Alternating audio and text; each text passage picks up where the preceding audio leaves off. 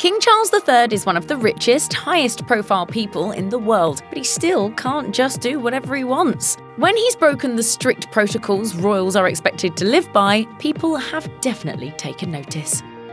According to E! News, it was protocol for members of the royal family to give birth to their children at home, and the husbands were almost never present for labour. But that rather outdated rule stopped when the then Prince Charles was present for the births of both of his sons, Prince William and Prince Harry. William was born on June 21, 1982, and he's the closest to the crown to ever be born in a hospital. The couple welcomed him at St Mary's Hospital's Lindo Wing, so they could enjoy sizable hospital suites and meals. In a first, Charles witnessed the birth from start to finish, calling it the very adult thing to do. When asked outside the hospital shortly after William's birth if the baby looked like him, Charles quipped, "No, he's lucky enough not to." Even Charles's mother, Queen Elizabeth II, reportedly said, "Thank goodness he hasn't got ears like his father." Any fan of The Crown can tell you that the Queen was not behind the idea of Charles and Diana divorcing until it couldn't be avoided. And when it finally happened, Charles broke royal protocol by becoming the first heir to the throne to call it quits on his marriage. The couple announced their intentions to separate in 1992, 11 years after their wedding, which was watched by almost 1 billion people on TV. Divorce was not initially an option, but after Diana's infamous BBC interview where she admitted that there were 3 in her marriage, the Queen urged the couple to divorce. By 1996, Charles and Diana came to a settlement. Charles would then become the first heir to the throne to get remarried as well. In 2005, 9 years after his divorce and 8 years after Diana's tragic death, Charles tied the knot once again with his longtime paramour, Camilla Parker Bowles. Camilla assumed the title of the Duchess of Cornwall, and when Charles became king, Camilla took on the title of Queen Consort. A 14-year-old Prince Charles was caught breaking not only royal protocol but also the law when he ordered a drink in a pub in the Crown Inn in Stornoway, Scotland. The Scottish Daily Express notes that Charles was attending Gordonstoun School at the time.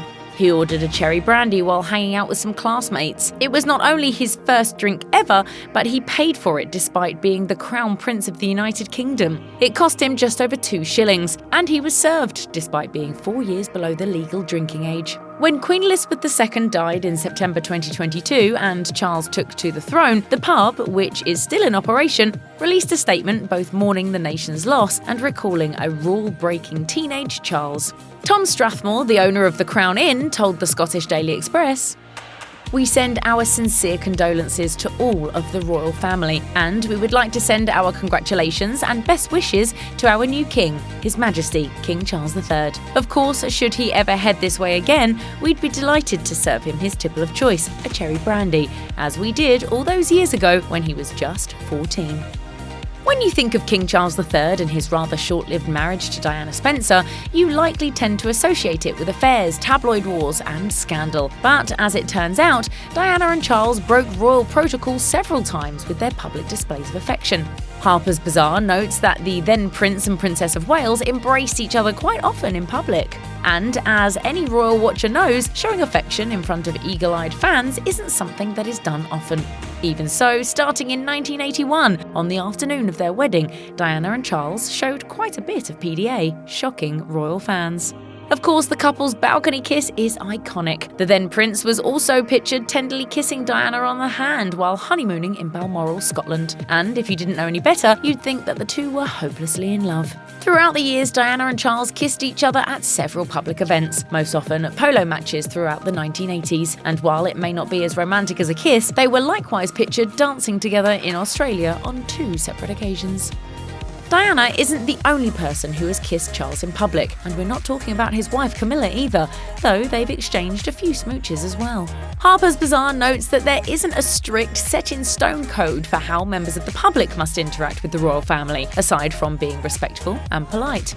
Some people perform a polite neck bow or a small curtsy, while others opt for a professional yet polite handshake. But a few women just went for it and planted a kiss on the then Prince Charles.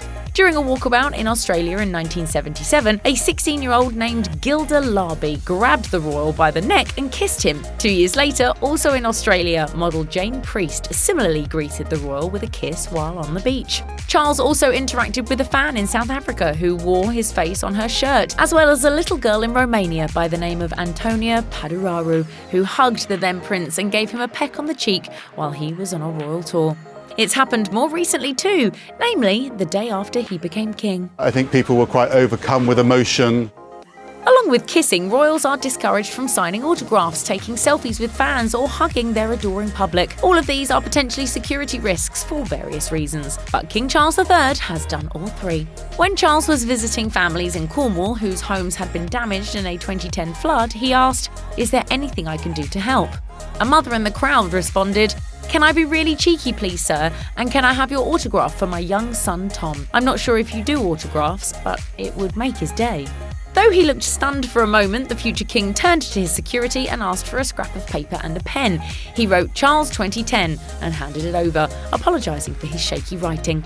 On a 2017 official visit to Romania, Charles actually hugged a young fan of his back, the Daily Mail reported. During a walking tour of Bucharest, 11-year-old Valentin Blacker, the son of a local figure who was a friend of Charles, was pictured throwing his arms around the royal. Charles hugged the young boy and was pictured smiling as he did so. Later on in the day, the young boy's father said of Charles, "He loves my son."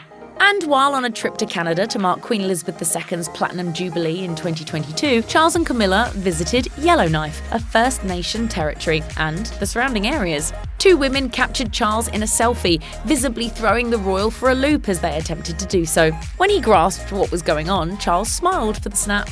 The royal family's official Instagram account even reposted a photo of the women taking the selfie, so clearly the protocol break wasn't that bad. There's a lot of rules when it comes to royals and their food. For instance, guests cannot start eating until the king or queen does, and they can't eat once the monarch has finished with their meal.